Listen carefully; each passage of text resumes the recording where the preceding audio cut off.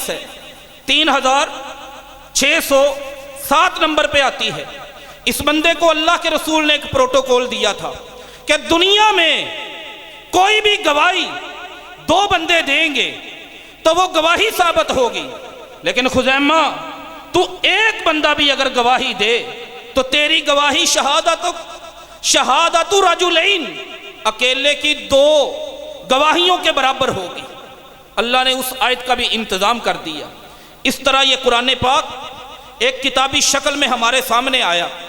اب ان تمام کتابوں کے ساتھ اگر اس قرآن کو لے کر آئیں تو آپ کو پتہ چلے گا کہ اس کتاب کی عظمت اور فضیلت کیا ہے. عربی کا ایک قانون ہے، تعرف الاشیاء بازدادها یا تعرف حقائق الاشیاء باضدادها. شہد کا پتہ اس کو چلتا ہے جس نے نمک چکھا ہو، دوائی کی کڑواہٹ اس کو سمجھ میں آتی ہے جس نے کبھی مٹھاس بھی دیکھی ہو، پانی گرم اس کو سمجھ میں آتا ہے جس نے پانی ٹھنڈا بھی دیکھا ہو. اگر صرف قرآن پہ ہی رہے، کبھی انجیل پہ غور و فکر نہیں کیا، تورات پہ غور و فکر نہیں کیا. ابھی پچھلے ہفتے کی بات ہے، ہمارے ساہیوال میں ایک امریکہ کی لڑکی مسلمان نہیں ہوئی، ساہیوال میں آ گئی. یہ جو سوشل میڈیا کا مسئلہ چلا ہے وہ نہیں جو بڑی وائرل ہے، ساہیوال کے فرید ٹاؤن کے بلاک میں آ گئی. وہ نکاح اس کا پڑھایا، کرسچن تھی. بات چیت شروع ہو گئی، کہنے لگی اگر آپ یہ ثابت کر دیں کہ یہ قرآن اللہ کی کتاب ہے میں کلمہ پڑھنے کے لیے تیار ہوں. آدھے گھنٹے کے اندر اللہ کی توفیق سے وہ لا الہ الا اللہ پڑھ کر دائرہ اسلام میں داخل ہو چکی تھی. اللہ نے اس کتاب کو وہ حقانیت اور وہ سچائی دی ہے. میں ایک تاریخی واقعہ آپ کے سامنے رکھتا ہوں، پھر احادیث کی طرف آتے ہیں. ہمارے بر صغیر کے حیدرآباد کے ایک بہت بڑے اسکالر گزرے ہیں، پروفیسر حمید اللہ ان کا نام ہے. وہ کہتے ہیں کہ میں پیرس کی یونیورسٹی میں موجود تھا، میرے پاس ایک پروفیسر آئے، یہ سیکنڈ ورلڈ وار کے قریب کی بات ہے 1948 کی. کہنے لگے سر آپ کی یونیورسٹی میں قرآن پاک جتنے بھی موجود ہیں میں ان کی نقلیں تیار کرنا چاہتا ہوں. میں نے کہا وجہ اور سبب کیا ہے؟ کہنے لگے کہ ہم نے میونخ یونیورسٹی کے اندر تمام قرآن پاک پوری دنیا سے جتنے بھی ہیں سب کو اکٹھا، سب کو جمع کرنے کا ایک منصوبہ، ایک پروجیکٹ چلایا ہے. میں نے کہا مقصد کیا ہے؟ پروفیسر حمید اللہ صاحب خود لکھتے ہیں اپنی کتاب کے اندر، کہتے ہیں کہ جب میں نے یہ سوال کیا وہ کہنے لگے کہ ہم عیسائی ہیں، ہم عیسائیوں نے پوری دنیا سے انجیلوں کو اکٹھا کیا اور ان کا کمپیریزن کیا، تقابل کیا، کہاں کہاں پہ فرق ہے. جب تمام انجیلیں جمع کر کے فرق کیا، there are about 2 million، تقریباً 20 لاکھ کے قریب دنیا کی انجیلوں کے اندر فرق تھا. کسی پہ کوئی لفظ، کسی میں کوئی لفظ، کسی میں کوئی لائن، کسی میں کوئی لائن. پھر ہم نے قرآن پاک کی طرف آئے. اگر انجیل میں فرق ہے تو قرآن میں بھی فرق ہوگا. جب قرآن کی طرف آئے 46,000 قرآن پاک ہم نے اکٹھے کیے. کسی ایک قرآن میں بھی دوسرے قرآن سے حرفوں کا فرق موجود نہیں. اور اس کی وجہ کیا ہے؟ اس کی وجہ ہے یہ بچے جن کی تقریب میں ہم بیٹھے ہیں. یہ مشن مجھے میرے رب کی قسم یہ کوئی معمولی مشن نہیں. دنیا میں سکول کون سا کامیاب ہوتا ہے؟ سب سے کامیاب سکول وہ ہے جس کا سلیبس سب سے اچھا ہے. کامیاب سکول وہ ہے جس کا ٹیچر سب سے اچھا ہے. ایک مدرسے کا سلیبس کیا ہے؟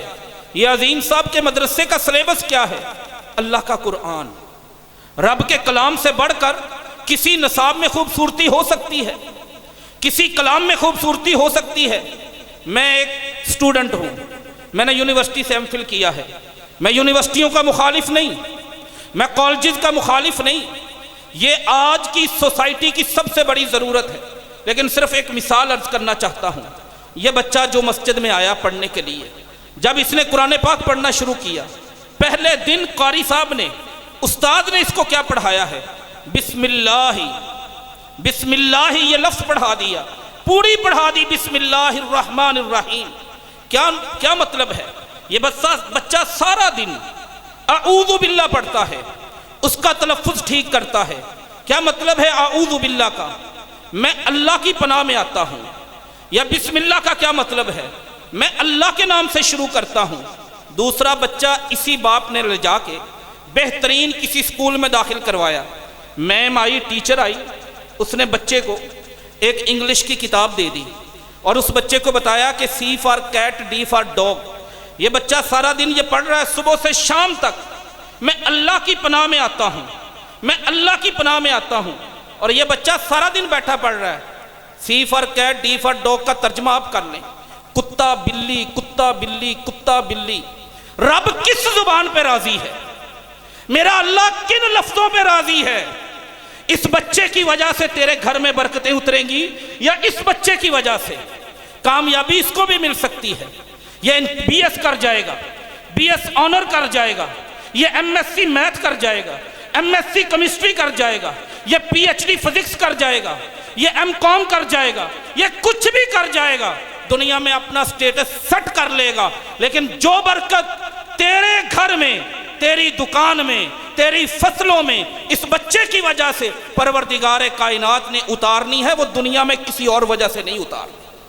دو سگے بھائی تھے، جامع ترمذی کی حدیث ہے جی، 2345 نمبر پر۔ ایک بندہ دکان چلاتا ہے، دوسرا مسجد نبوی میں آ کے قرآن پڑھتا ہے۔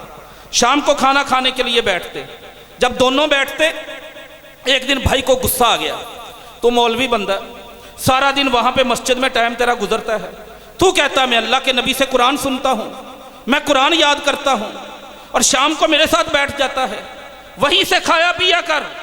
آ گیا اللہ کے رسول کے پاس، فشکل محترف، اس کاروباری بندے نے کہا دکاندار اور انداز کے ہوتے ہیں، ان کے کیلکولیٹر بڑے تیز ہوتے ہیں، چھوٹے حسابوں میں، چھوٹے پروفٹ اور منافع میں جو بندہ کمائی کرنے سیکھتا ہے نا، ہمارے ہاں لوگ اس کے ساتھ چلنا مشکل تصور کرتے ہیں۔ سگے بھائی کو کہا کمائی تو نہیں کرتا، دکان کو ٹائم تو نہیں دیتا، کمائی میں کرتا ہوں، رزق میں کماتا ہوں، کھانے کے لیے میرے ساتھ بیٹھتے ہو۔ جا کے اللہ کے رسول کو شکایت لگائی، میرے نبی نے بلا کے کہا میرے پاس آؤ، آ گئے۔ فرمایا کیا سمجھتے ہو کہ تیری دکان تجھے روزی دیتی ہے؟ دکان کا غلہ روزی دیتا ہے، تیرے گاہک تجھے روزی دیتے ہیں۔ او کملے لعلک ترزق بھی، تجھے جو رب رزق دے رہا ہے نا، تیرے بھائی کے دین پڑھنے کی وجہ سے دے رہا ہے، تیرے بھائی کے دین پڑھنے کی وجہ سے۔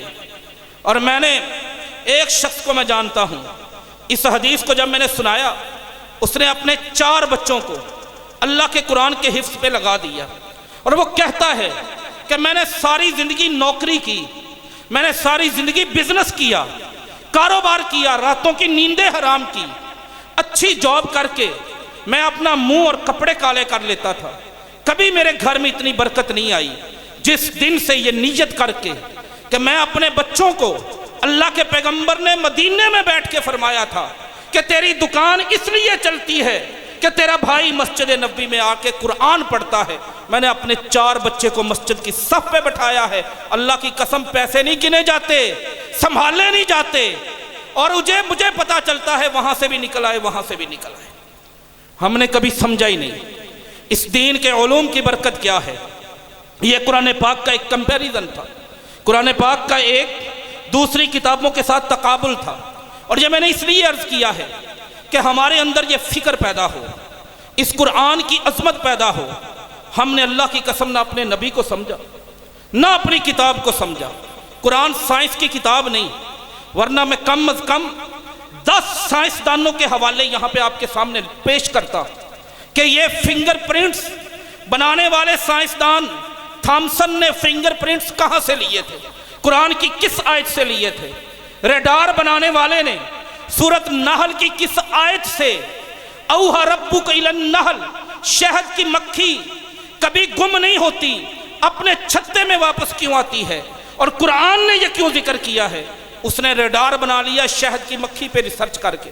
میں 10 سائنسدانوں کے حوالے آپ کے سامنے رکھتا، لیکن میں صرف 2 چیزیں آپ کے سامنے رکھتا ہوں، قرآن پاک کے حوالے سے اور اپنے پیغمبر کے حوالے سے۔ اور صرف قرآن کو نہیں سمجھا جا سکتا جب تک قرآن کے ساتھ پیغمبر کی سنت نہ ہو۔ انڈیا کا ایک ڈاکٹر تھا، گوگل پہ لکھ لیجئے گا، نکال لیے گا، ڈاکٹر کا نام سوامی شنکر بڑا مشہور ڈاکٹر ہے، ماں بھی ٹیچر باپ بھی ٹیچر، اسلام سے بڑی دشمنی ہو گئی، کسی نے 24 آیتیں جہاد کی نکال کے دے دی، کہنے لگا یہ اسلام دہشت گردانہ دین ہے، یہ ہماری گردنیں اتارتا ہے، اور اس نے فوری اسلام کے خلاف ایک کتاب لکھی، history of Islamic terrorism, history of Islamic terrorism, اسلامی دہشت گردی کی تاریخ کیا ہے۔ اس نے وہ کتاب لکھی، انگلش میں چھپی، یو کے نے چھپوا کے لوگوں میں تقسیم کی، امریکہ نے چھپوا کے لوگوں میں تقسیم کی، کینیڈا نے چھپوا کے لوگوں میں تقسیم کی۔ اسلامک آتنک واد کا اتہاس اس نام سے ہندی زبان میں وہ کتاب چھپی، اور ایک بندہ چلا گیا، اسے سیرت کی کتاب ملی، اللہ کے نبی کی زندگی، جو شاید بڑے اللہ کے بندے آپ میں سے نیک ہوں گے، لیکن شاید کئی میرے جیسے نکمے ہوں، پوری زندگی بڑی فلمیں دیکھ لی ہوں، بڑے ناول پڑھ لیے ہوں، بڑی سیریز پڑھ لی ہو، لیکن اپنے پیغمبر کی کبھی سیرت نہ پڑھی ہو۔ اس نے جا کے وہ سوامی شنکر صاحب، لکشمی شنکر صاحب کو وہ کتاب دے دی، ایک مرتبہ اس کتاب کو پڑھ لے۔ سوامی جی نے کتاب پڑھنی شروع کی، اور ٹھیک 3 سالوں کے بعد انڈیا کے ایک موسٹ واچ چینل پہ آیا، کہنے لگا میں انٹرویو دینا چاہتا ہوں۔ لوگوں نے کہا کہ اس کا ذہن بڑا خراب ہے اسلام کے حوالے سے، انڈین کو فائدہ پہنچائے گا، ہندو مت کو فائدہ پہنچائے گا۔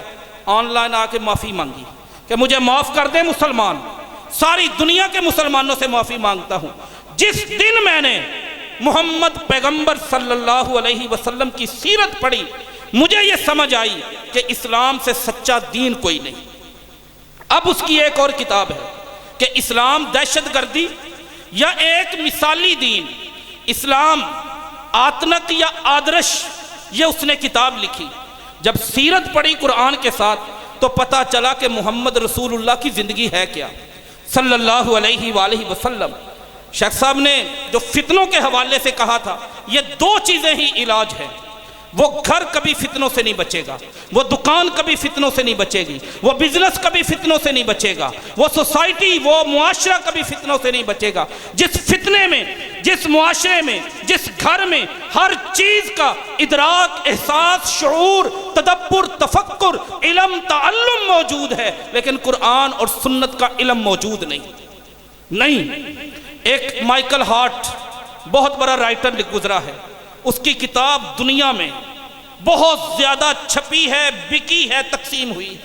کتاب کا نام ہے دا 100 شخصیات، 100 بندے اس نے چنے۔ کتاب کے پہلے پیج پہ، ٹائٹل پیج پہ اس نے ایک بات لکھی۔ وہ بات کیا ہے؟ رینکنگ، یہ ایک ترتیب ہے، رینکنگ یہ ایک ترتیب ہے، کن کی؟ Of the most influential person all the times, دنیا میں ان 100 بندوں کی جنہوں نے دنیا کی تاریخ کو بدلا، ان بندوں کی نہیں جو غریب گھر میں پیدا ہوئے فیکٹری کے مالک بن گئے، ان کے نہیں جو ماڑے تھے، کمی تھے، الیکشن لڑ کے وزیر بن گئے، ان کی نہیں جنہوں نے جا کے دنیا میں کوئی کام کیا اور کسی ملک کے حکمران بن گئے، نہیں، وہ دنیا کے 100 بندے جو اٹھے، دنیا کی قوموں کا رنگ بدلا، دنیا کی تاریخ کو بدل دیا۔ ان 100 بندوں میں سے پہلے نمبر پر اپنا مذہب عیسائی ہے، اپنا مذہب عیسائیت ہے۔ ان 100 بندوں میں پہلے نمبر پر اس نے لکھا محمد رسول اللہ صلی اللہ علیہ وسلم۔ کسی بندے نے پوچھا آپ عیسائی ہیں لیکن پہلے نمبر پر محمد ہیں، کیوں صلی اللہ علیہ وسلم؟ وہ کہنے لگا کہ میں نے سب لوگوں کو پڑھا جو کاملیت، جو جامعیت، جو لیڈرشپ، جو قیادت، جو سیادت، جو سچائی، جو اخلاق مجھے محمد رسول اللہ میں نظر آیا ہے، وہ مجھے عیسیٰ علیہ السلام میں نظر نہیں آیا۔ دوسرے نمبر پر اس نے نیوٹن کو رکھا، تیسرے نمبر پر آگے۔ یہ تمام چیزیں، اب آخری بات کا مطلب آخری نقطہ، یہ قرآن کی عظمت اور ہمارے مسائل کا حل۔ تیسری بات، کیا اس قرآن کے ساتھ آپ کو اور مجھے محبت ہے؟ کوئی ہمارا بچہ، 5 بچے سکول میں پڑھ رہے ہیں، کوئی ایک اس جگہ پہ، میں کبھی کبھی میرے کوئی ساتھی کہتے ہیں نا سر ہم فنڈ لینے کے لیے، عشر لینے کے لیے، زکوٰۃ کے لیے جاتے ہیں، لوگ اس پر بے چینی کا اظہار کرتے ہیں، لوگوں کو وہ باتیں پسند نہیں آتی، مولوی ہے مانگنے آ گیا۔ میں کہتا ہوں اللہ کا شکر کریں کہ اس ایک دینی بندے کی وجہ سے پروردگار کائنات نے آپ کا پیسہ قرآن کی خدمت میں لگوا دیا، آپ کو اجر و ثواب کا حقدار بنا دیا، آپ کے مال کو زکوٰۃ اور عشر کی شکل میں پاکیزہ کر دیا۔ یہ مشن بڑا عظیم ہے۔ اب صرف میں 2 حدیثیں عرض کروں گا۔ حدیث صحیح بخاری میں ہے 2095 نمبر پر، یہ سنن ابن ماجہ میں آتی ہے 1414 نمبر پر۔ بڑی توجہ سے یہ سننے والی حدیث ہے۔ مسجد میں ممبر نہیں تھا، اللہ کے رسول صلی اللہ علیہ وآلہ وسلم ایک خاتون نے پیشکش کی، الا نجعل لک ممبرا، اللہ کے رسول اگر اجازت دے تو ممبر بنا دیں۔ فرمایا بنا دو۔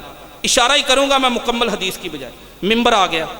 اللہ کے نبی صلی اللہ علیہ وسلم ممبر سے پہلے اس طرح ایک کھجور کا تنا تھا، خشک، ایک بھی پتا سبز نہیں، ایک بھی شاخ سبز نہیں، نہ ایک پتا سبز نہ ایک شاخ سبز۔